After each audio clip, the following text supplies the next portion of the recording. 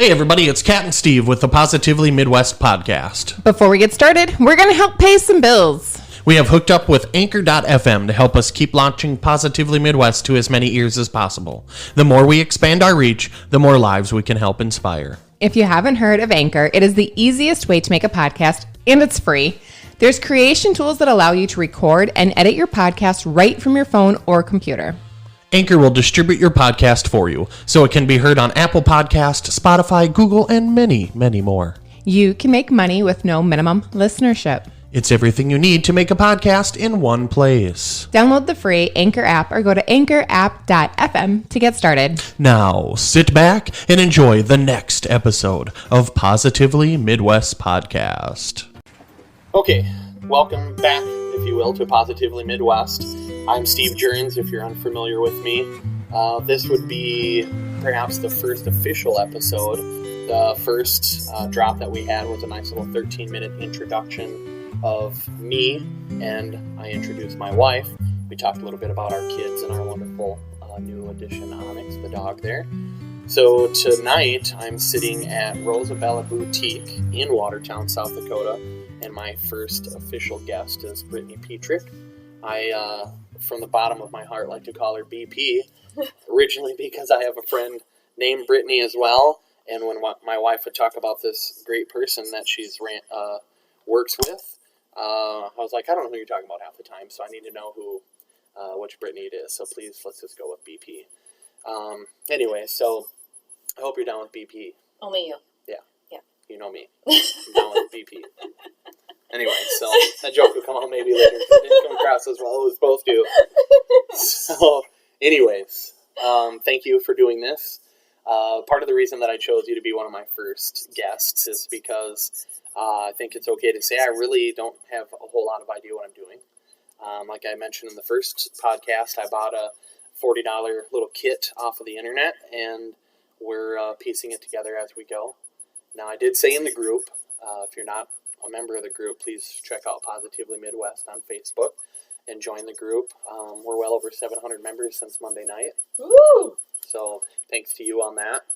No, it wasn't just me, though. It wasn't just you, No. but you were a catalyst to pushing me in certain directions. I work for a local radio station, and you've also invited me to come on to your paid spot, and I think there's a second reason for that, because you feel like I have some sort of a radio future, whether it's podcasting or whatever. You do. You have a gift. Thank you. You're welcome. So I feel that you have a gift as well. My wife has worked with you since April Yes. 2019, 2019. and I've met you 6 times, Probably. 6.5. Yeah. And one time I dropped off pizza or something at your house. Oh, My wife yeah. was working there, Oh, yeah. and all your dogs came up to me. And these wonderful, beautiful animals are around us right now. How many dogs do you have? 5. Okay. And that's an important part of your life. It is. What is your mantra, your thought process for all of your animals? Because a lot of people are going to go, holy crap, 5 dogs. That's a lot of work in general, but some of your dogs need a little extra help. Yes, we adopt dogs that have diabetes, need diapers. Most of them are elderly. So we generally just take in dogs that nobody wants, and we give them a nice, warm home. Okay, so Rosabella Boutique, it's named Rosabella for a reason. Yes. Could you touch on that for me, please? Yes, we had a dog named Rosie, and she was diagnosed with cancer and passed away October of 2017. And she displayed a lot of strength and resilience during her time that she was fighting her cancer battle. And she was a near and dear dog to my heart. And so when I named Rosabella, I named it after her because if she can fight that and show such resilience, I can pretty much do anything too, is how I used it as inspiration. Which leads us into what we're doing right now. Yes. Well, exactly. That was a great segue. Yes. I have like 4% experience in radio segues. So can I still call this radio? Yeah. It's modern radio. It's your radio. It's our radio. Mm. I pull out the deep radio voice, like Ron Burgundy. Mm-hmm. So I am Ron Burgundy. yeah, a voice that can make a Wolverine purr. I enjoy your laugh, so I like making people laugh anyways, but your giggle is exceptional. Thank you. By the way, I've been working on it for 27 years. Thank you for this extremely tiny bottle of water. Just in case any sponsors ever want to jump on board, this is Nestle Pure Life. It's 8, so you have to drink like 10 8-ounce bottles a day or something. Yeah, right? you're supposed to drink half your body weight in ounces of water a day. Jeez. So you'd have to drink like, I don't know how many. I'd have to drink 17 gallons of water a day, I think. But I'm happy to say I'm much healthier than I have been in the past. So there you go. Some of that comes from stuff I've read. So I've touched in the group that I read Manifest Now. I touched that in the first introduction episode. That was a really important book. So I thank my uncle Jesse for that. Which dog is this again? That one's Charlie. Charlie. With his tongue hanging out. Everybody loves Charlie. Yeah. Why is the tongue hanging out? He doesn't have any teeth. Well, he has 5. Okay. But, it's always just kind of flopping. That's why I fell in love with him. And he also has some if you will, that he wears? Yeah, he wears a diaper. Okay. Yeah, so, you do have some work involved with these pets. And your license plate is... Rescue dog, I think. Yeah. Dog rescue. Yeah. It's dog rescue. Yeah, because that's just important to you. Okay. It is. It's a mission behind what we do. Should we officially start this podcast? Let's do it. Okay, so where are you from? My name is Brittany Petrik. I am originally from North Dakota. Go Bison. I know it's going to really tick some people off. I know. South Dakota. It's positively Midwest. I know. Not South Dakota. So we're going to interview a guy from Thomas Nelson from Minnesota. And then we're going to have John Wayne on and Weston from John Wayne and the Pain at some point as well. And then they are from the cities. Okay. So you can have your Bison. Okay, thank you. Thank you. They're kind of national champions, 10 times over. It's fine. Don't worry about it. Okay. Anyway, so I'm from North Dakota. Okay. And I don't know, what else do you need to know about me? I own Rosabella Boutique, but there's more to me than that. I'm married to a pretty awesome guy.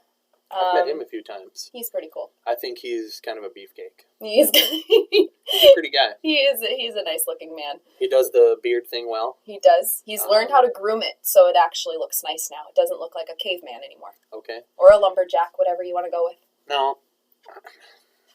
Realistically, I can't really grow a full beard. It's kind of a family. It's hereditary, if you will. So my dad's got a beard. So if my stepmom or my dad ever listen to this, I love you, Dad. You have a nice beard. But it took him a while, I think, to get to that stage in life. So, anyways, I digress. So I'm married to a really nice man. Yep. Yeah, with a very nice beard. Okay. What else do you need to know about me?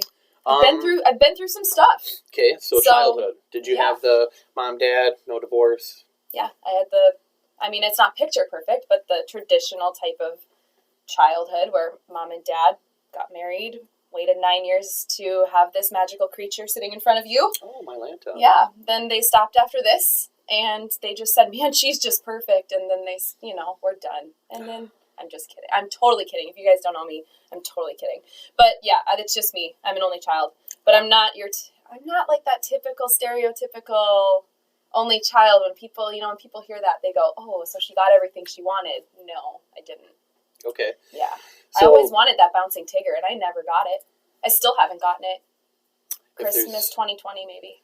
I have speculation that Austin's going to listen to this, so wink, wink, bro. Tigger. So, are you a Winnie the Pooh fan then? No, I was a Tigger fan back when I was a kid, but I just never got it. I liked Eeyore. No, my mom likes Eeyore. Speaking of your mom. Yeah, she's pretty cool. Could I go with Nance? Yeah, you can call her whatever you want. Okay, so... You can even call her Mom. So, I pull up to the back here, and I had to drop something off or pick something up for my wife, and she's like, come inside, and I was like, man, I'm kind of in a hurry, I gotta do some things.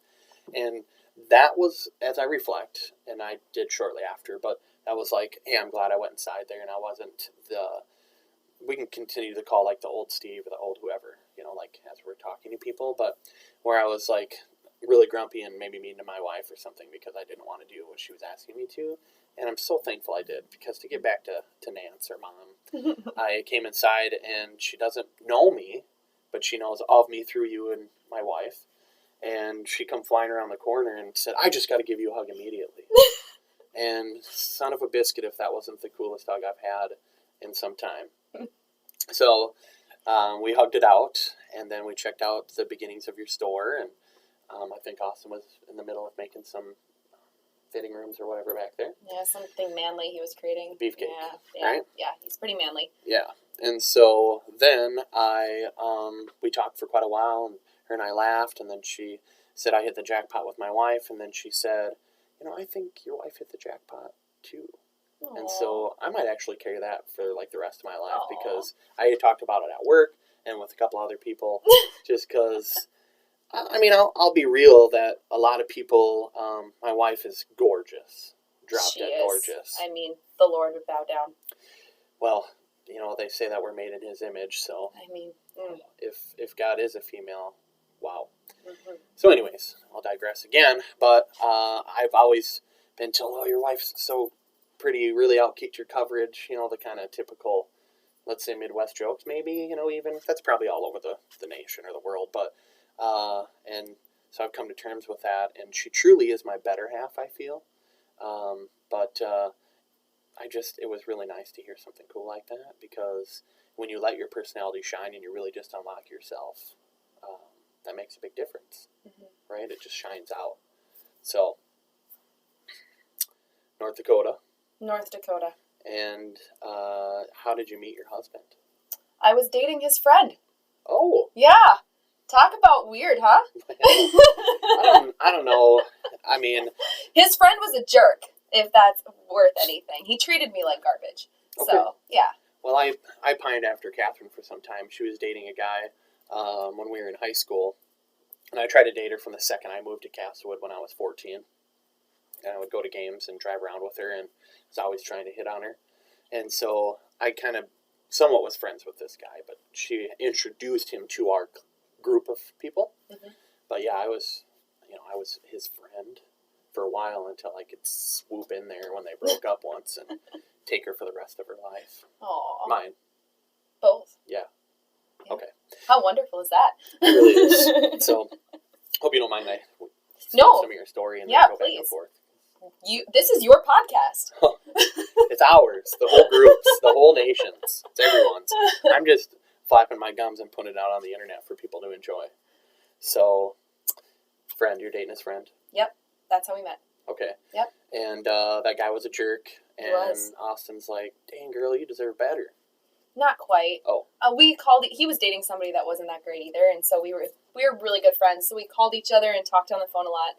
And we were just like, man, I just don't really like how he's treating me, or I don't like this or that. And then, at some point, we just realized what was best, that we end the relationship with each of the people that we were dating, and then we just continued to be friends. And then we were talking on the phone for 8 hours. And, multiple times. Now, he was going to college up there? No, he's a lot older than me. Oh. Yeah. So he robbed the cradle is what he says. I'm 27 and he's 30. Well, he's 6 years older. 7 years. I don't even remember anymore. He's like 34 or something. 34. Oh, so yeah, something like that. Yeah. Catherine and you are a little bit older than him. Yeah, for those that don't know, I'm 35. So I was born May 28th, and that's always Memorial Weekend. So for future reference, why don't I just invite you to my birthday parties, because Memorial Weekends. I would love that. I love to grill out. And so it's always been a tradition that every year we just throw a party and we grill out.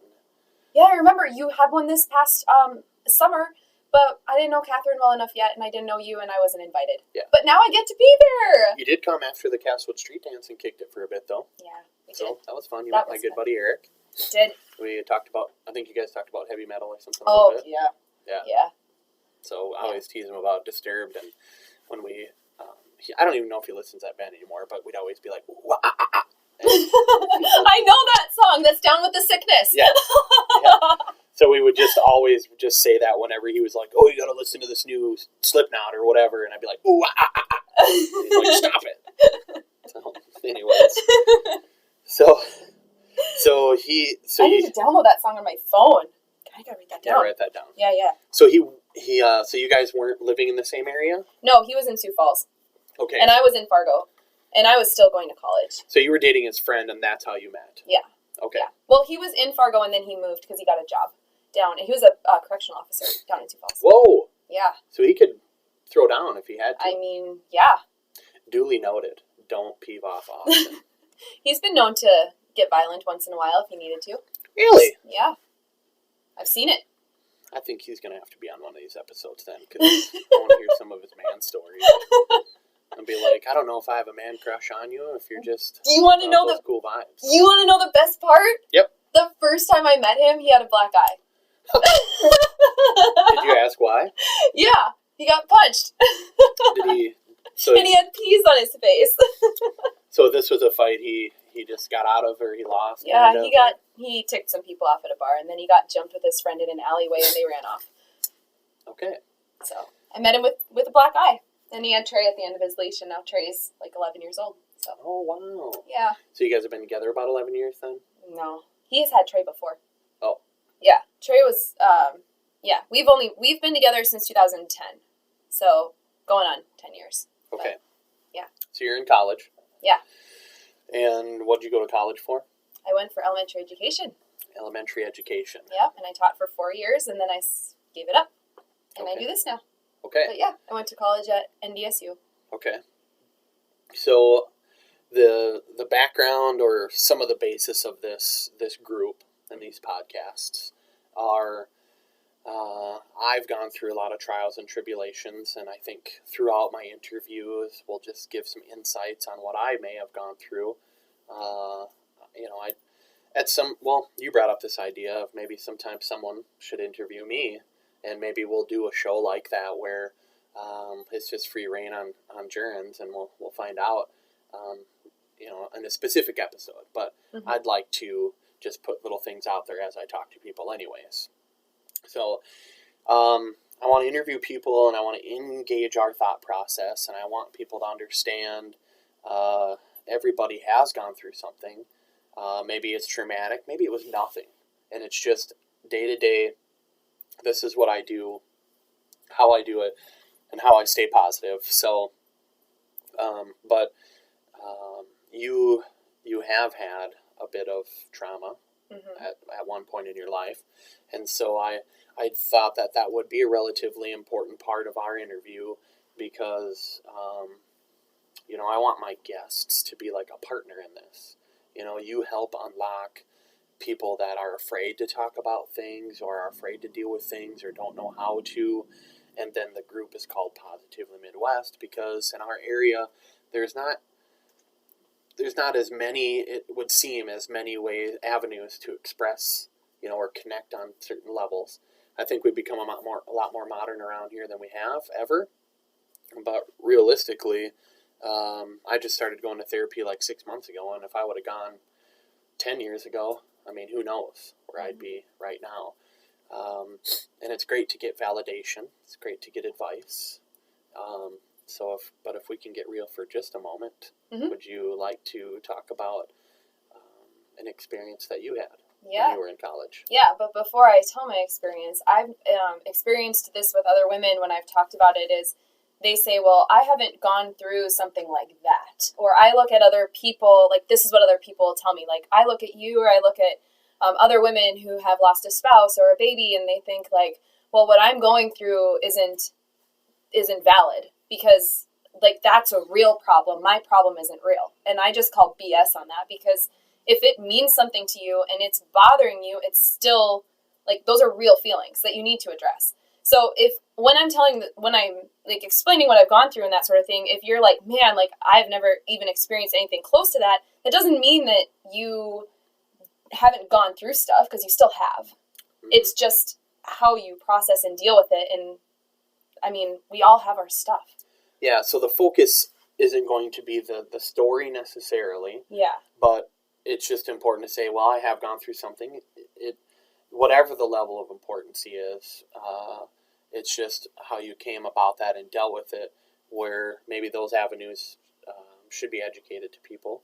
And I really appreciate what you just said now, because we didn't really talk a whole lot before we started all this. I just wanted to make sure there wasn't really anything you didn't want to talk about. And, so whether or not you dropped groceries and eggs broke, and that's the worst thing that's ever happened in your life, it's okay to be pissed off about that. Mm-hmm. And it's okay to even cry about it if it was your last $5 you spent on those eggs. Mm-hmm. But if you were able to pick yourself back up and go about your day, I was thinking of Home Alone, to be real honest. So I've always felt so bad that poor little Kevin McAllister is walking with his groceries and he's being such a big boy. And if I shoot one of my little stories in, I was home alone quite a bit when I was a kid. And so that movie I've always related to, but I wasn't always really sad, or not that I really even remember how I felt sometimes. But anyways, I was like, oh man, you were being such a big boy. And he went and got groceries and a toothbrush and asked if it was approved by like the FDA or Toothbrush Association or whatever it was. And then it breaks. But they never explain what happens after that. No, they didn't. And that's what this podcast is about. I want to know what happened after you dropped your groceries. Okay, well, I didn't just drop groceries, but I will elaborate. So it was move-in day 2009 at NDSU, and I went out with some friends, and like I told Steven, we don't need to dig into all the details of what happened because I feel like that isn't important in where we're going with this, but I was sexually assaulted. I didn't use that to wallow. I mean, I totally did for a while, but I didn't get stuck there. And that's where Steven asked me to, I don't know what to call you, Steven or Steve, because Catherine calls you Steven. I introduced myself as Steve. But the close people in my life, and the joke used to be you'd be grandfathered in, okay. But if you're very close to my wife, you can call me Steven. You can call me Steve. There's Scuba Steve, Steve Reno, Stevie Wonder. That's so it's too. okay. I don't care anymore. Okay, cool. Just know, people, I am not a PH. I am a V. You are a V. Because that's Stefan. Yeah. You don't say, can I borrow your phone? You say, can I borrow your phone? Sorry to be so adamant about that, but that's the only grudge I'm going to carry for the rest of my life. It's one of the most popular names on the planet, and I'm a V. You are a V. So you carry that well. Thank you. You're welcome. Please continue with your very important story. Oh, Steve. After I was sexually assaulted, I went back to my dorm, and I felt all the emotions. I was trying to process everything and trying to figure out what had just happened. And as I was laying in bed, just crying my eyes out, I had this realization that I felt like I had to use whatever I went through to help other people. And that has been the saving grace for what has driven me in everything that I do in my life, even to the point of where I am today in my business and what I've done with this community of women. How long did that take? This happened, you went home, cried a lot, you wallowed, as you said. That was within a couple hours. That you said. The thought process. You were like, I'm going to take charge of this situation. I mean, you still have your, I still have breakdowns. I have PTSD that will probably linger for the rest of my life. Mm-hmm. I have triggers. Even just hearing his name said out loud, if I meet somebody and it has his name, if it catches me wrong, I have to excuse myself for a moment and just kind of my heart starts to race and so it's different things like that I will always struggle with, but I went to therapy for many years. I went, what else did I do? I really, a lot of it was just perspective. What do you think, and what do you think happened in your heart or your mind that made you go, I'm going to get control of this. I'm going to help people. I didn't like the way that I felt. Okay. I didn't like feeling that way, that sadness. And I've struggled with depression and anxiety even since then. That's when it started. And I was put on depression medication. And then I was playing with, this dose is too high. This dose is too low. This dose made me stay awake all night and I had insomnia. This one gave me diarrhea. There's all, you want to be real, man. We're going to be real. Yeah, no judgment. I had to laugh or whatever. I used to watch Beavis and Butthead, so it's kind of the whole... But people can relate if you've played with medicine, you're not played with it, but you know what I'm saying? Yes. Played around with the dosage of medicine. It sucks. The side effects suck. And then before you know it, you're on a medicine to help with the side effects of that medicine. And it's just terrible. It's terrible. Yeah. So I was over it. And I wanted to just not feel that way anymore. And I didn't want to do that. So, I've always had a servant's heart of helping people. So I just wanted to help other people. A servant's heart. Okay. Is what I call it. I just wanted to make sure that people heard that specific phrase. I haven't heard it, but if you're religious, you are to be a shepherd, right, for the Lord, and kind of help people, with their faith, refresh it, keep it, have it, find it. But even if you're not religious, like I feel like I do that on a non-religious standpoint. That's why I connect with people. Because I do believe in Jesus and I believe in God, but I use my servant's heart in a way that just serves other people and helps other people just be comfortable with who they are and find themselves. Okay, so this happened within hours. You had a spiritual moment, if you will, something that said, I'm going to make this to help people. I'm going to take this to help people, and I don't want to feel this way anymore. So then you started some therapy, and then you started some prescribed antidepressants or whatever.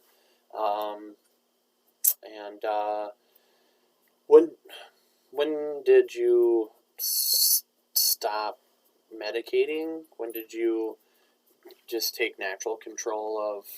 Did that take something for that to happen? Yeah. I stayed on if we're going there, when I was a teacher, I ended up staying on my antidepressants. Through college, it was very stressful. And then when I was a teacher, the job was very stressful. If you're a teacher, you get it. So I ended up, it was when I made lifestyle changes. And I started doing things for me that made me happy. And one of those was leaving my job. Okay, so when you started the kickoff, if you will, to making yourself feel better, what was the catalyst? Like a book you read, or a prayer, or a reading from someone, or a tarot card, or a internet article? Well, what started it was I was a part of a company, an MLM company that sold clothing prior to what I do today. And my upline my sponsor, if you will, her name is Laura Harris. Shout out to Laura. Hello. She is amazing. She was the person who helped me in that journey. She was by far the person who helped me. She was a mentor. She still is a mentor. And she's just helped me look at things differently and completely shift my mindset in how I go about viewing things, and not in a way of this is happening to me, but like, how can this happen for me? And I have been living that in my day-to-day life. Okay, so this, is it Laura? Laura. So you started selling a clothing line, and Laura was like a business mentor at that point? Okay.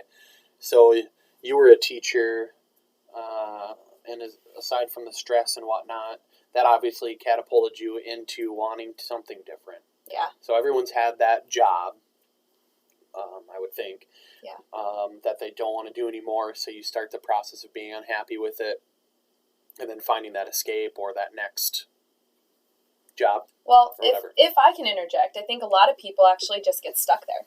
I think a lot of people just say, well, this is how it's supposed to be. I'm going to serve my time till I retire. And that's not how it's supposed to be.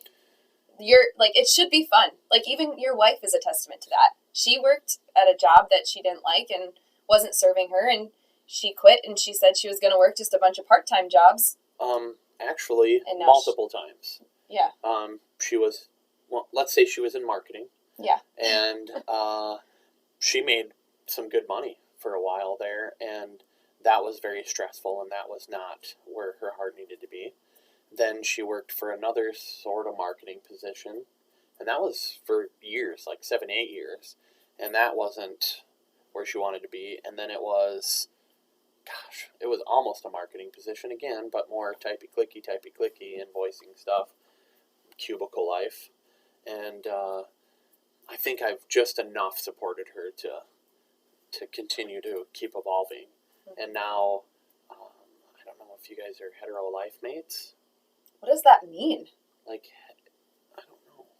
What did you just call us? Is it hetero life mates? Catherine and I? Yeah, like a plutonic... Hetero life mates. Yeah, because if you're heterosexual, there's no... Like she's a friend for life. Yep. Like she's a soulmate on a friendship soulmate. Yeah. If I use that term wrong, I'm sorry, but let's go out on a limb and just say, one, I didn't go to college. Not that matters for your intelligence level. Doesn't matter. But there are some large words that escape me. But there's large words I do know.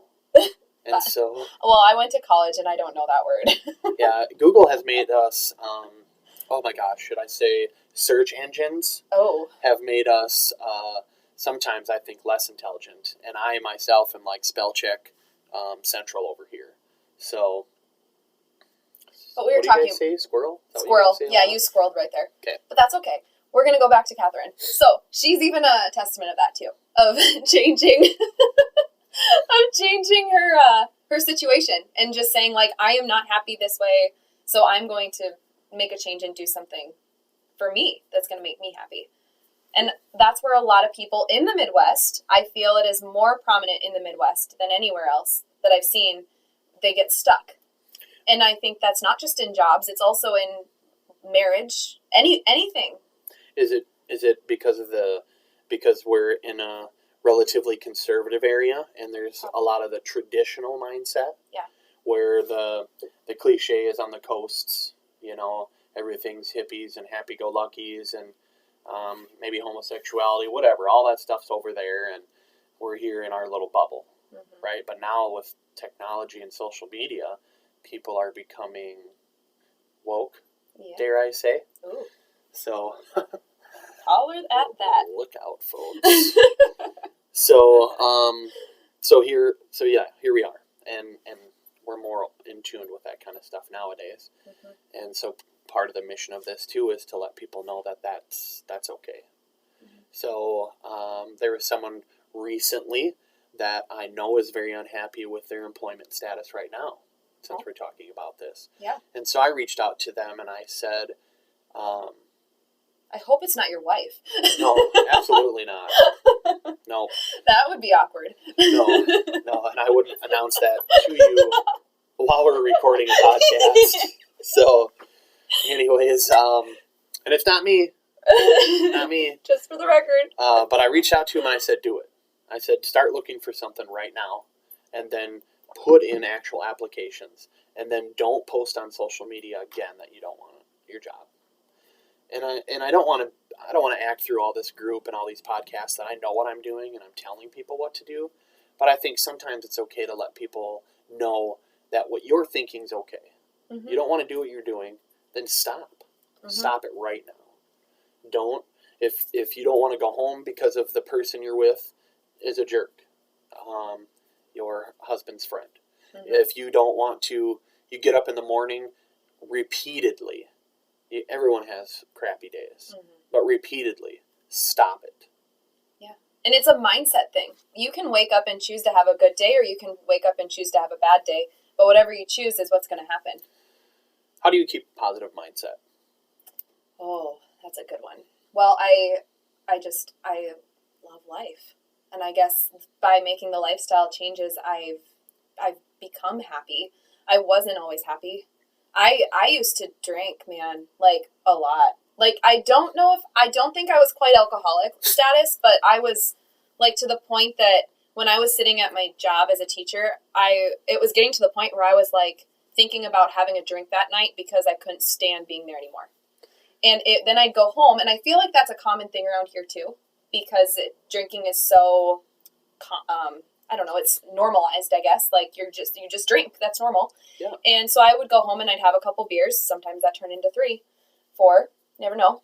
And I would do it every night. And my husband did that too. And we lived that lifestyle for like a year or two. And now we don't even have beer in our house at the time. And it's not because we don't drink. It's just because we forget. Sure. And it's not like a priority. Yeah, see? Jinx, you owe me a Coke. Is that how that goes? Is that for friends? Yeah, I don't know.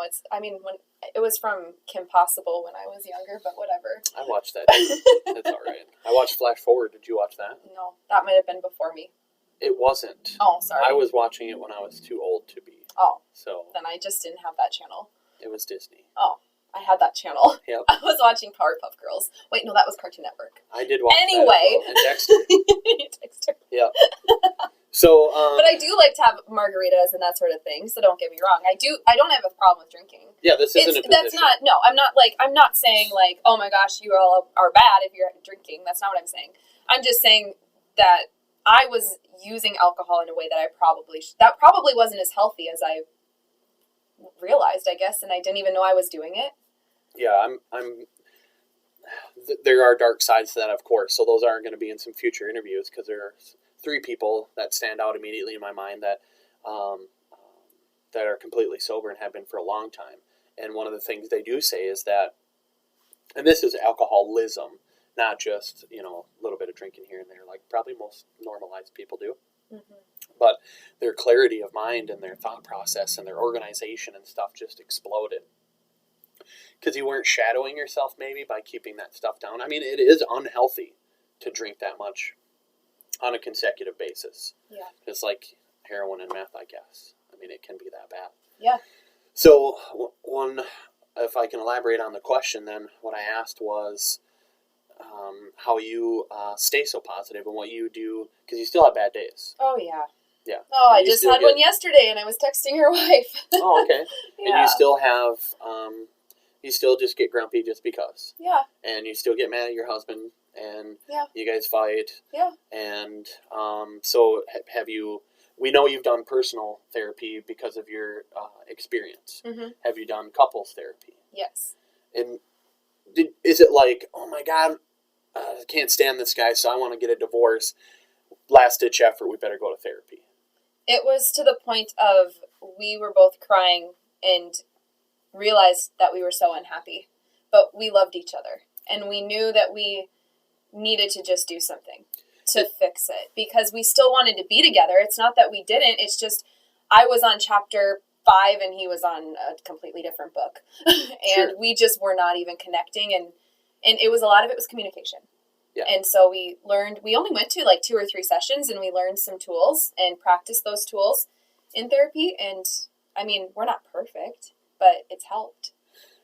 And so, and the reason I asked it specifically about, like, it wasn't like you were just, well, we're going to get divorced here if we don't figure something out.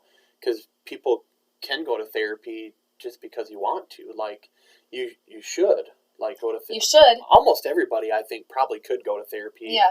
Regardless, and it's great when you build that relationship with your therapist that it's like a really good friend. Sorry, a little bit of saliva came flying out of my mouth. I'm so glad that didn't come in contact with you. So, Nestle Pure Life water really, my mouth is moist. Yep, I was trying not to use that word. So, anyways, I love that word. So you like to push the envelope a little too with making people uncomfortable sometimes. I do. Yeah. That's always been a fun trait of mine too. I have psychologically tested my acquaintances on a regular basis, including my wife. Love you a whole bunch. And now a few of my really close friends know what I'm doing, and they don't appreciate that at all. So. Sorry about the table. That's okay. So we're talking about therapy and how everybody should go. Yeah, no matter what. Even if you you just want to get some questions answered about yourself, maybe, because really you can't remember everything that's happened in your life, and it's important. And you don't always realize the things even the little things that have happened and how you've responded to those things, because a lot of the things that we do are habitual, and so we don't even realize how we're responding to certain situations. And once we become aware, it just takes your growth to the next level. Then you can change things. I was just sitting back and watching the levels as you're speaking, and I just had a quick moment of reflection that I can't believe that I'm sitting here recording a podcast. So for anyone who's listening to this,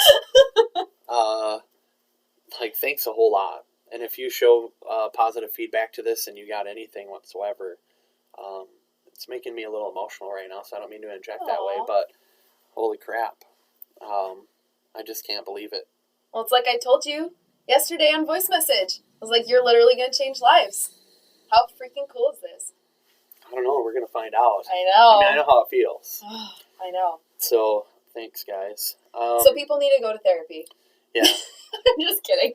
No, it's like the fourth time you reeled me back in. I think I know. when we started, you were like, you might have to like reel me back in because I might not remember what question we were talking about, and it turns out I'm the master squirrel of this sucker. So I'll finish out the thought process of the therapy. So you're welcome. So all he's trying to say is, and what we're trying to say is that therapy can help you on a level, even if you aren't even having issues. It's kind of like if you're religious and you pray, and some people find themselves only praying to God when they're in trouble. They don't pray when things are going good or going well. Excuse me. And what do you think happens when, let's say, you have a problem, and maybe it's even a fairly common problem, but you've been struggling with it for a little bit, and you go and talk to your friends? Is it safe to say that generally your friends are kind of going to support your thought process? Like misery loves company. Ooh, we just opened up another can of worms that now I'm going to talk on. Good. Okay, so a lot of that is your friend circle and who you choose to be your friends. Because I used to have friends that would feed into my negativity, and I think a lot of people can relate to that as well, where I'm feeling down, this ticked me off today, and I'm really upset. And then you go tell your friends about it, and they're like, yeah. And, like, that's not healthy. Mm-hmm. Okay? Like, Catherine and I, and even my, like, really good friend, Nikki, when I say something, they'll call me out. And I need that. And I do the same for them. Those are the friends that you need in your life. So It's all about who you surround yourself with, too, on how do I remain so positive. So let's tie that back. It's who I surround myself with. I've cut a lot of people out of my life that were negative.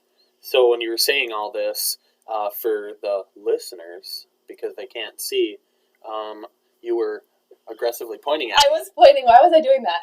I feel I was getting excited. Well, I think it was that, but it was also you feel a need to communicate with me on multiple levels. But I think it was double-edged because you were trying to give one of your BP reminders that you need to be careful of your surroundings, and you need to be careful of who you surround yourself with. And there could very well be people in my life that don't necessarily support or believe in some of the changes I've gone through in the last year, 6 months, couple weeks, whatever. So that is another reason why I wanted you on this as one of the first guests, is because I feel you're relatively responsible at a certain level for me seeing that people can be that way and accept it, and to just push me outside of my comfort zone. Yeah, it's not comfortable. It's hard to get rid of friends, and especially people like you care about them, you care deeply about them, but it's the relationship that you have with them that you realize isn't healthy and is no longer serving your inner purpose. Have you ever found yourself, and this is about me, but have you ever found yourself where you meet people, and maybe because of past experiences with trust, someone hurt you bad, someone displayed where you shouldn't trust them, right? So you have trust issues. There we go. Yeah. So have you found yourself not wanting to expand your circle or not wanting to get close to someone because they're going to hurt you? Yes. I have. But they're probably not going to. Yes. Right? If they seem like they're a really good person, you owe it to yourself to get to know them. Yeah. So honestly, one of the things that I am going to continue to get better at is, because I don't claim to be some kind of, savior here or anything, that I have all the answers. So I'm still working through this myself. That's why these are important to me as well as to these listeners. Mm-hmm. Is that there's even some people in our school parent group or people I've worked with, like the station that I work for. Those people have unlocked positive things in my personality that I don't know if ever would have happened. And they're some are a little older than I am, which is benefit to me because they can look back at me a lot of times and go, oh man, if I was 35 again, bam, bam, bam, I do these things. So I get to have that benefit, and they're really positive about it. So that's something, if you struggle with that, where you find yourself like you don't want to talk to people, you're an introvert, and I've been an extroverted introvert. I did retail for a long time, and I go to the grocery store and I'm ducking and dodging people because I don't want to see a customer, I don't want to hear a service complaint or whatever the case is. And now I'm like, sometimes I'm the dude walking around the store, like looking around with my cart, like, ooh, oh, I know you. Hey, what's up? You want to talk? Sometimes. There are times where I just want to go and get my stuff and get out of there, But my point is that I want people to realize that you really should push yourself out there, because there's more than just one person that likes you in the planet. And the more you keep getting to know people, if it's not jiving, step away. It's okay to continue to detoxify your life even after you've met someone for a couple months. How long do you think it takes before you realize I don't really need that person? For me, it doesn't take long. Yeah. I'm very intuitive in figuring people out. Okay. Yeah, but I don't know what it takes for other people, but I'm kind of a special human. I take on other people's energy, and I feel other people's energy. So, like, Seen it. it's hard. I've had to learn how to disconnect, and maybe someone like connects with that. But my friend Laura taught me, rather than putting up a wall, because then you're separating yourself from someone, imagine your hand outreached between you and the other person, and you're holding your, like, a heart, so you can feel what they're feeling, but you're not taking it into your body. So that's something that I've practiced with people, so that if, for example, Catherine comes and, like, we're venting and she has a bad day, I'm not taking on her bad day. I can still leave at the end of the day and go home and not be like, wah! Yeah. Because I used to do that. Even as a teacher, I'd come home, I'd just be like, wah, the kids and the teachers and admin sucks. Yeah. And that's why it's important, too, that you still have bad days. Yeah. But it's how you deal with it. So, yeah, let's get to that. Maybe in the next 10 to 30 minutes we'll wrap this podcast. Yeah. We're going to have to do some editing. I don't know. I feel pretty good about it, to be honest. I feel we're good. There's going to be some breaths and some pauses in there, but I think that we're all natural. Yes. We're only going at 46 minutes right now, which isn't terrible. It's not bad. To be honest. So if you're still with us, you're a champion, and I love you. So you are, I was going to say advocate, but that's not even the word I want to use. So when it comes to staying positive, staying motivated, who is one of the biggest influences in your life? Book, nationally, whatever. I think Rachel Hollis. Okay. Yeah. So you've talked to me about Rachel Hollis, and if we get to the point where they ever listen to this, oh God, wouldn't that be crazy? Oh my gosh, yes. So I won't lie that you turned me on to them a little bit, and I was a kind of individual where, and my wife can really attest to this, but I was quite the traditional Midwest male, where I didn't even think women comedians were very funny. I thought it all was about menstruation or, sexual jokes, and it was like, oh, I'm not into that, so I don't get it. And then, just like overweight people, it was always fat jokes, and stuff. So it was similar to that, but I was very unfair. And when Catherine and I were first married, I was kind of this traditional, a woman should cook and clean and do these things for me, and thankfully, she was like, I am not that woman, so you're either going to deal with that or see ya. So we still continue to evolve in that. She does all the laundry because our two daughters, I can't tell whose clothes are whose, so I love you and thanks for doing all the laundry most of the time. Aside from that, I sure hope that I pitch in enough. But so what I was getting at is Rachel Hollis. I don't think I would have ever, even 6 months ago, I ever would have listened to a female motivational speaker or much of a motivational speaker at all. But she's so good. She's a very pretty girl. She's got a great personality. Mm-hmm. And then her husband is, it seems like he was behind the eight ball as she was going through this. And then he was skeptical. So now his book that's coming out soon. Which you're going to read here soon. It's in March. Because I bought it for you. Yeah. So that's an example, folks, of how she continually just surprises and pushes me in different directions, and my wife and other people that you've met. But he had really great marketing. It was when I was at their Rise Business Conference. I was sitting I was like, oh yeah, that's right, it's coming out. And then I pre-ordered it for myself. Then I was like, oh, but Steven would like this. So then I bought you one. They are good marketers. They are. I've seen her in person 4 times. And her birthday was just the other day, and she's 37, and that blew my mind. Yesterday it was her birthday. So she's only a couple years older than we are. So when I step out onto a stage in front of thousands of people and get to talk about something like this, then I'm going to be like, hey, remember when we did our first episode? And What if we did an event together one day? Yeah, I'd be down for that. What? Yeah, I'd be down for that. Can you see the world like just coming full circle right now? I'm seeing it.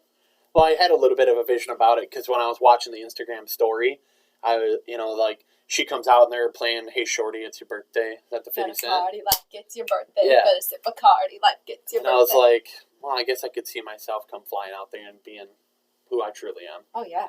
Just silly. So, anyways. Normally she runs out with "Who Run the World, Girls, Girls." You know that song by Beyonce? No. Oh, okay. Just not a Beyonce fan. Oh, okay. Yeah, but, one of her albums had like over 20 songwriters on it. Oh. Not to take anything away from her because she's talented and Beyonce is a very good singer and she's gone through a lot of trials and tribulations and she's a great person, I'm sure. I just thought it was very interesting because I consider myself a little bit of a musician and I do have a very love and passionate for music that, it's just because she's so popular and famous that they are like, here, sing all these songs for us. Mm-hmm. And the songwriters probably got well compensated. Oh, I'm sure they did. Just blew my mind. It is interesting. So, you turned me on to the Hollises. They have a podcast called Rise Together. And she has her own called Rise. Okay. And so that has helped me. I've only listened to an episode and a half. But when I picked it back up the other night, it was the end of their first one, excuse me. And it was the end of their first one. Maybe there'll be a teeny bit of editing. But I really don't even think I want to. But they were talking about how she was so proud of her husband for how he has come, this far and so on. And I can see that in my wife's eyes and her body language and how I react sometimes. And she's, cool about that stuff. So that's one of your outlets. Mm-hmm. And she's very inspirational in your life. Mm-hmm. Millions of people do, but why do you connect? I see myself in her. And I'm going to be her someday. You don't think that she just... Here's one of the skeptical things I've had, and I think Dave Hollis. Dave, okay. I think that he would agree with me, just from the teeny bit I know of him, but... Like, you see these people and you're like, well, then they shut off the camera or the podcast and they're just right to bickering or they're like counting their money and they're jerks, right? Yeah, they're not like that. They're very relatable. And they give back to charity and like they're just like they're good souls, good humans. And that's what I connect with that. Yeah. And I just connect with her on a level of like, I see what she's doing and the difference she's making in this world. And I feel like I'm doing that on a small scale, but I know that someday. And that's part of like mindset too. I tell myself every single day that I'm here for a reason and I'm meant to do big things. And I know I'll be not her someday, but I will be having the impact like she does someday. And do we label that as an affirmation? Those are affirmations? Yeah. Just like before we did this podcast, I went in Wonder Woman pose and I was like, I am freaking awesome. You did do that. And you've done that around me a couple of times and I think that's pretty cool. I don't really do that per se, but there are times I have to do some business-to-business sales, and there are times where I'll pull up there, and I don't know if you're in a funk or whatever, but you're just kind of anxious to go in there, or, sales is a difficult thing, even in your retail, you got to build business, and your income relies on whether or not people buy from you, and it's relationships, and it's quality, and everything else.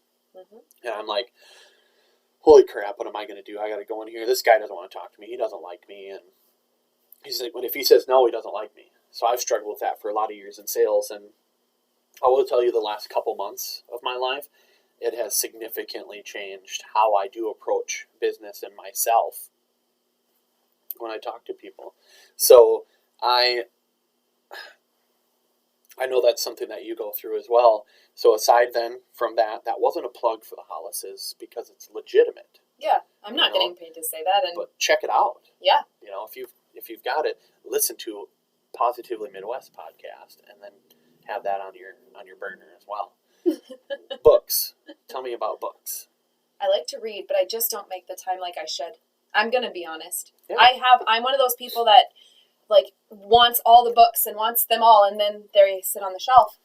And I am trying right now a new thing as of the new year.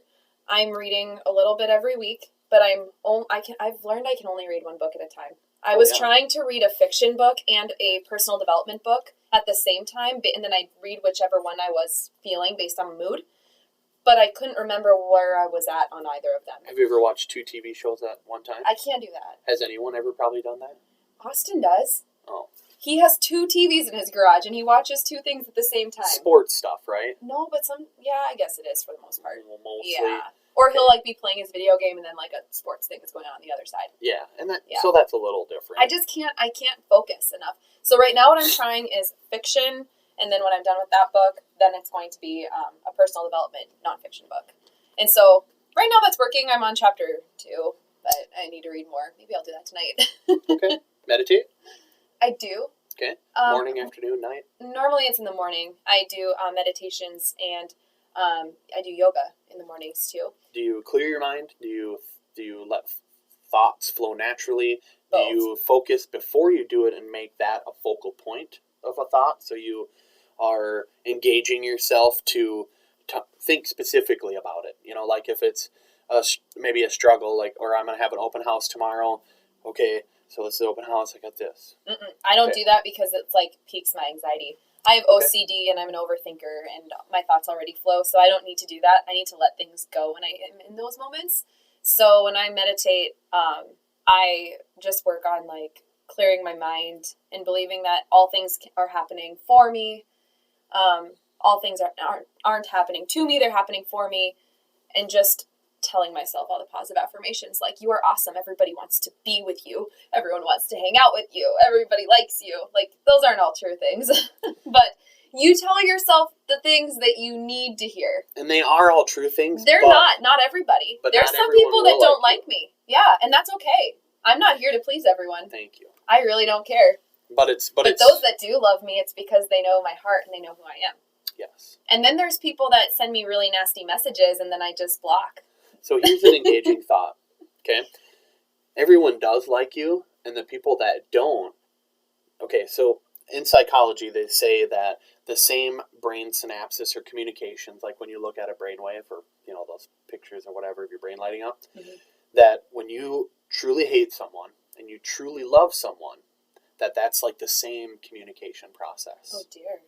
So, with that theory, or fact, science, my theory then is, even if you dislike someone and you like care enough to talk bad about them, or like, I think you're a little jealous. Yeah, they really do like you. That's what Austin says too. Yeah. Thanks, buddy. I've had a few, wonderful women. I'm not trying to win anything here. I don't know why I said thanks, buddy. I don't know. You just you have a bromance with him, and it's... I want to. I know. I want to fist bump that guy. I know. We need to go get drinks and apps or something together. Or just go to a beach. The Jurins and the Petriks. I want to talk to him about Mike McCarthy, because we're both Cowboys fans. I've fallen off the NFL quite a bit the last couple of years. Well, ever since Tony Romo left. And I don't care what anybody says about it. We're not getting into that. It was like the last of the good old boys was gone for me. Undrafted guy from Wisconsin. Anyway, so... Just a little hatred. Well, I love Romo, and I never liked Garrett from the beginning. But anyways, so yeah, I want to talk to him about McCarthy and Mama Nance. That's what I'm going Mama with. Nance! Oh, there it is. That flew right out. So Mama Nance tagged him on our Facebook post when I said, Mike McCarthy, ... and then the face, or emoji. And then all he said was like something like, I guess we'll see. And I'm like, you might have been busy, Austin, and that's okay. He's a dude. But I want to know your thoughts on this. He's have fun with him. When you listen to this, I want you to send me a voice message with your thoughts, please. He's such a simple man. No, he's not. He is, though. Okay. I can't dig into him. I don't know him that well. I can't. I don't know why I said, no, he's not. I'm like the one that like talks all the time, surprise. And then he's the one, I know, like little dinosaur arms. I talk all the time. And then he's the one that listens, but he doesn't. And then he always says like, well, I don't really have anything to say because you're talking the whole time. And I'm like, but I want you to say something. He's like, what am I supposed to say? I'm like, I don't know. What are you thinking? Don't you have a thought that crossed your mind? No. He's just so simple. I wonder what my wife would say about that, like with me, because I know there's a lot of times that she will talk about a lot of stuff and whatever, and then there's times I won't. But I do feel that our communication's gotten a lot better recently too. So the book that I'm on right now, Should we tell people dates in the beginning of these things? Like it's January 10th, 2019. I think you can put that in the description. We're recording this. I think you can put that in the description. Okay, thank you. So anyways, January 2019, I'm starting to read a book called... Isn't it 2020? Yeah. Thought my computer was wrong, but it does say 2020. So here we are. And it's I think the 5 love languages. I probably should have remembered what the book was before I started talking about it. I love that book. So by Gary Chapman. I think so. Yeah. It's like pink and... Dr. Gary Chapman. So I read the first chapter last night, and it ended with, how does your spouse react when you show them affection? And my wife is very into that. Like, she enjoys the affection. If you just come up and just kind of hug her or kiss her on the forehead's one of her favorite things. So, but anyways, that's the book I'm on right now, and I think that's really going to put us into a different level. You know, back to the 20-year-old people that got married at 20. Like reviving your relationship. And I think what you just shared is really important because you talked about your personal development in a sense of reviving your marriage, not just working on yourself too. But you have to work on yourself. Yeah, well, there's no such thing as irony is what I'm learning to get rid of that word. So, what did you just say? Irony. Yeah. Were you a teacher then? Or? Arnie? I mean, I may have been. So, North Dakota. The Arnie of this thing is that I got her a book for Christmas that was a kind of a love language kind of journal, if you will. And unbeknownst to me, because I really read the description well, it's a couple's book. But do you think that happened for a reason? It did, didn't it? She told me about that. And I'm the dork that didn't even know it, but, you know, the universe / the God said, actually what you're ordering is for both of you, dork, so work on it together. So we filled out the vacation page, and we both put Disney World. I also put Deadwood in there, and Sturgis, the 80th anniversary, which is this year, and my uncle's business is out there, so I'm really hoping that I can just crash in his grass and be cool. I think he already said I could, with a tent. Not just going to sleep outside. I just pictured you stumbling to the yard and passing out. Yeah, I am a fan of Rolling Rock. Sponsor. And I think it'd be weird if Rolling Rock sponsored a podcast. It'd be kind of cool. It would be, but they communicated with me on Facebook Messenger one time and sent me like some stickers and a shirt and stuff. That's awesome. That's weird. So I also have a dream to have Zane Lamprey on. Do you know who that is? I don't know who that is. He started a show years ago called 3 Sheets. He was a comedian as well, and it was a drinking show, but it was more educational. So he had science behind it. He traveled the globe, went to a lot of different places, and his wife is Mel Lamprey, and she is really into rescuing animals, cats and dogs. And so, you know, check them out on Instagram and follow those guys. They're really cool and fun and funny, and they're a great couple. But I have a little, bromance with that guy. And he's responded a couple of times on Instagram. And when you've got, thousands of followers, because maybe you've had this experience, it's super cool when they do say something. It is, yeah. So, what else? I don't know. Should we sum it all up?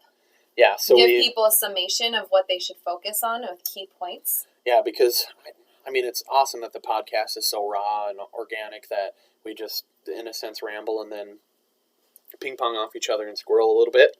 But the group's focus is to spread positivity in a world that sometimes it's very difficult to have.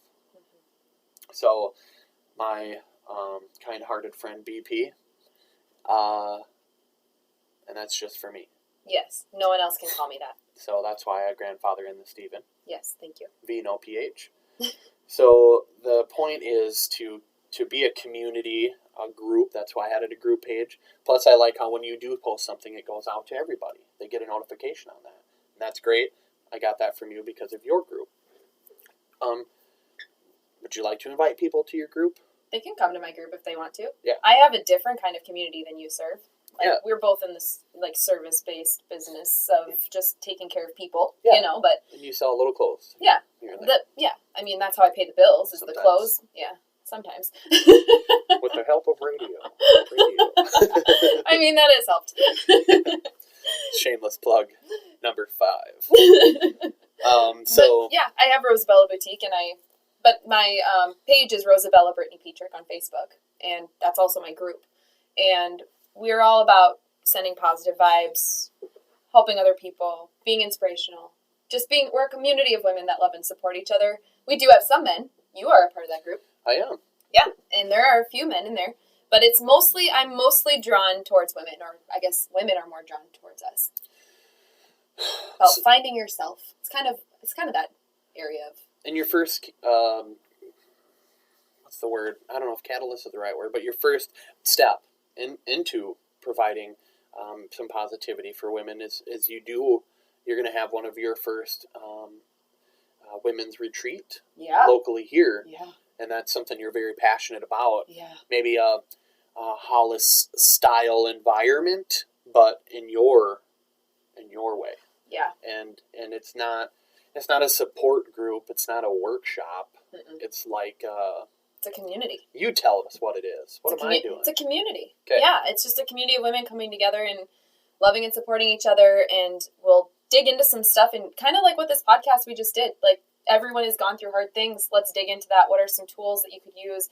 What's this person gone through? How have they gotten through it? And then we have fun. Like, we have time scheduled to play Cards Against Humanity.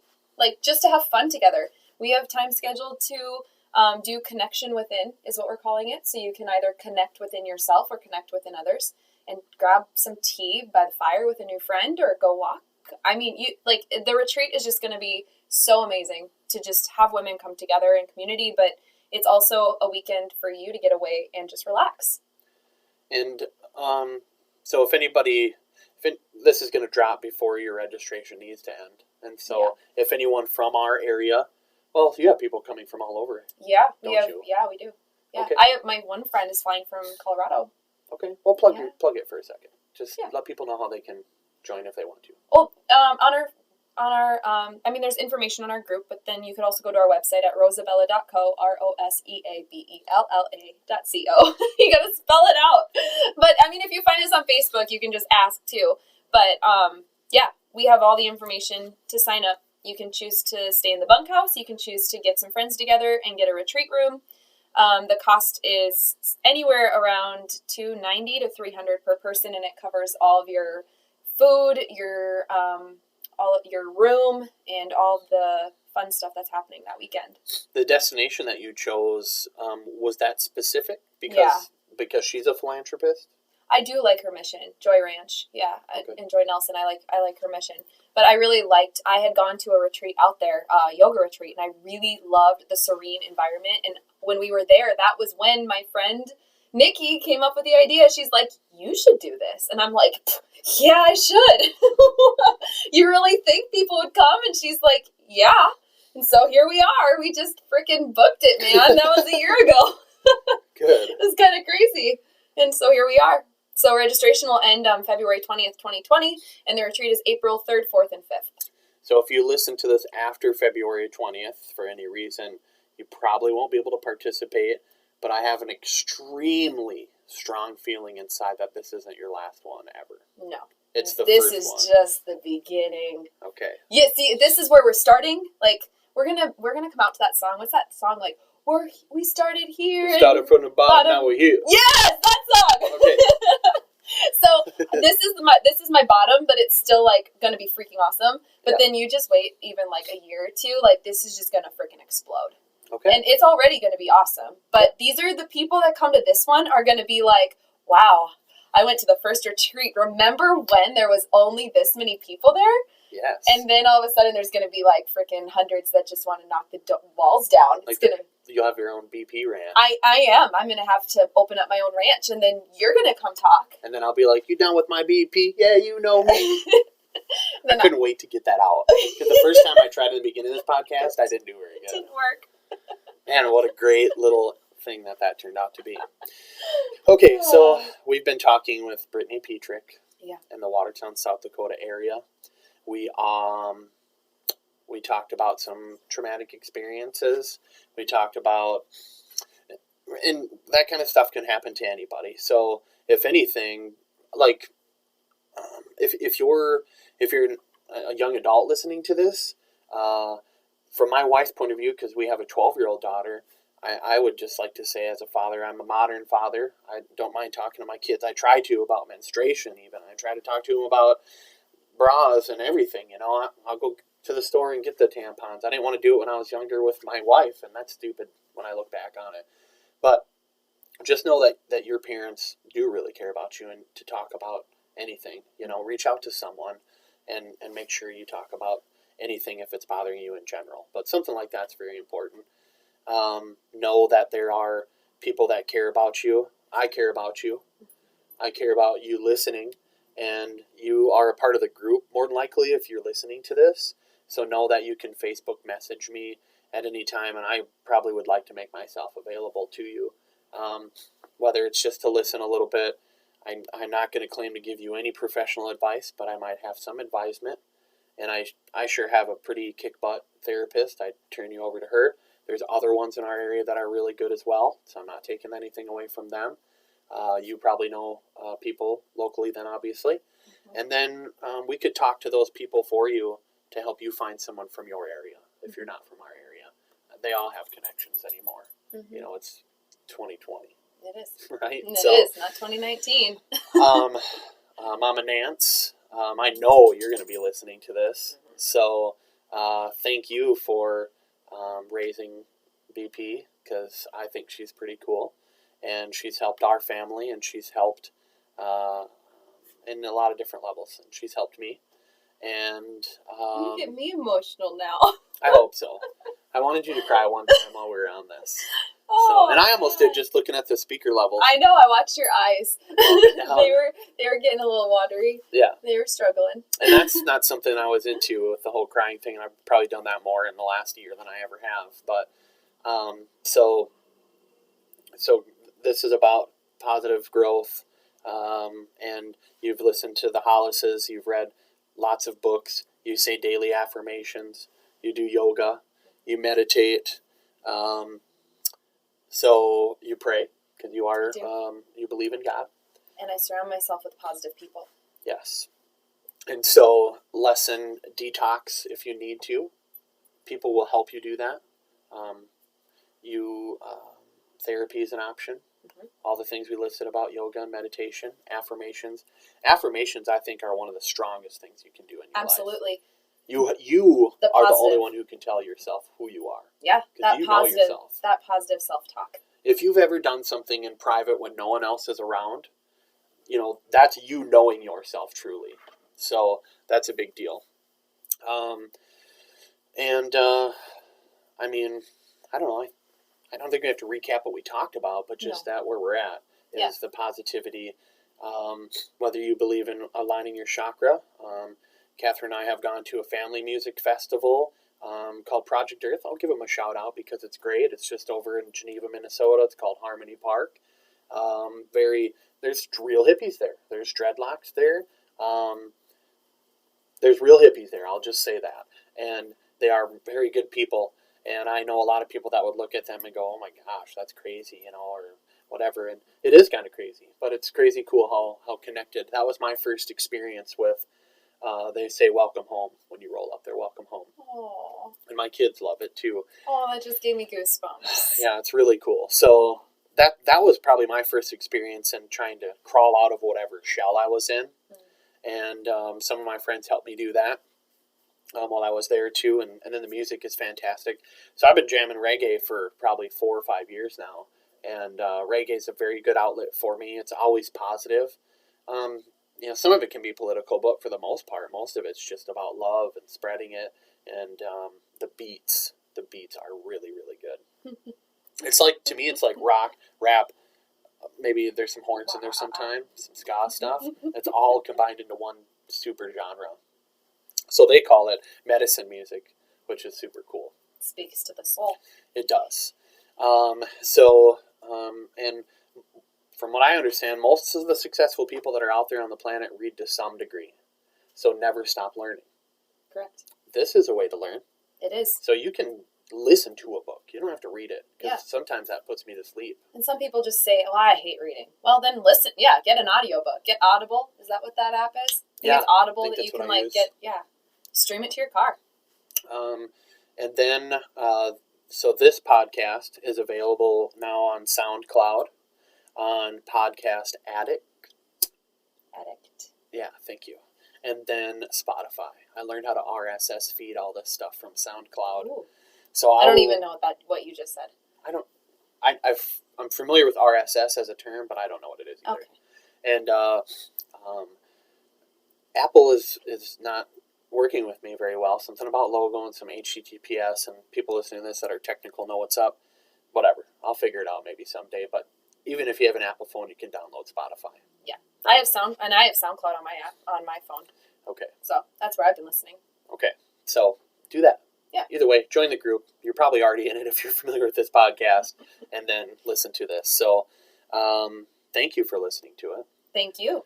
Thank you for being on this. Thank you for asking me. It means a lot. I can't express enough how much it means that you were on the very first real interview / storytelling podcast that I had. Thank you. So that will forever be in my heart. Aww. That'll forever be in my mind. And thanks Started again. from the bottom and now we're here. Yeah. So thanks again, Mama Nance, because, she brought you into this world. She did. With the help of your pop. So holler at him. I haven't met him yet. So I was folded in half. Breech. Oh. Butt first. Wow. That's how I welcomed into this world. Showing the world. My butt Yep. first. Yep. I used to moon people a lot. My wife didn't like it. I'm glad I don't do that anymore. So, anyways, thank you for listening to Positively Midwest. I'm Steve Jurens. I guess we'll end this podcast now. Do you have anything else that you want to say? No, we just recycled all the garbage, didn't we? That was our first conversation. So let's actually throw that out quick. One of the things we talked about through voice messaging was everybody in their life has garbage, and they say another man's trash is another man's treasure. So no matter how you feel about it, if you feel like trash, recycle that. It's still a part of who you are because it made you who you are. Right? Made you who you are. Girl! So recycle that garbage because it makes something new, makes something better. Mm-hmm. It's still a part of you, but it helps you grow. So sometimes who better than to have an intervention with you than a previous alcoholic or a drug addict or a depressed person or someone who has gone through trauma. And that's what had led me to my movement group, just wanting to share positivity. Is I've had a little bit of a tough upbringing here and there, and the place I'm in now is only going to get better, and I want to help other people feel 1% of what I feel right now, to be honest. So I hope this does help people. We're at an hour and 17 minutes. Man, if you listen to this whole thing, you're one of the most beautiful people on the planet. Oh, we've got hundreds of listeners. You just watch this. Yeah, so I'm going with thousands, actually. It was almost 200, just that little 13-minute introduction. But for you to hang on for an hour and 20 minutes, the average podcast is 45 to 55 minutes. So for being the first one ever, we're not really being too crazy. No, we're good. So I will have future interviews coming up. One of the gentlemen that I work with, Troy Van Dusen, he is a retired Watertown police officer, but I believe he's still in the reserves. I would like him to be one of the next guests that I have. A close friend of mine, Jessica Starr. She is the owner of Katoa Chic Boutique, ironically, in town here. No such thing as Arnie. But she was married to a guy that I graduated with, and we knew each other pretty well back then. And she's been a good motivation for a lot of other people, too, I've seen. And so I want to touch base with her. Robin, Robin Yager, gal that I work with, she does a lot of the weekend shifts or fills in for anybody. She's got really good stories too. John Wayne from John Wayne and the Pain, Weston from John Wayne and the Pain, Thomas Nelson's coming up soon. He might have to be one of my next guests because he was one of the first guys I asked when I saw something he posted on Facebook about finding God, and this gentleman named Greg Anderson that has been a beacon in a lot of people's lives. So Greg Anderson has got to be on this as well. Brandon Suba, met him through the BNI, which is a Business Networking International. It's a referral group. I was in that when I was at a retail location before. and he wants to be on. He's a very positive person and super excited. I haven't seen him in person for a long time, but he's like the BP of dudes. He's like, bam, like all over. I might need to meet him someday. Yeah, you should. Well, maybe he'll come up here for it, which would be cool, because BNI Heartland, I think, is what he's... I don't know if he's part owner of that or how that works anymore. We need to catch up. But it's this area, like 4 or 5 states. Impressive. So those are some of the upcoming guests that we have. It's we, because this is all the thing for everybody. So be excited for that. And I'm entertaining, too, doing a little in-between podcast, maybe, of after I finish a book, and just randomly throw it out there. These real shows, thanks to your advice, we're thinking maybe bi-weekly. I have an idea of doing them on Wednesdays, because I think it's get you through the rest of your week. Your Monday, Tuesday's over. I don't know. We'll figure it out. I think that sounds good. Okay. So thank you for listening to Positively Midwest. I'm Steve Jurens. Thank you, Brittany Petrik, for being on the first official interviewed episode. And stay tuned. We have some crazy, awesome things coming up. And I'm very excited for the future. And I appreciate all of you. I love all of you. And thank you for being a part of Positively Midwest. The peace I need to keep this soul.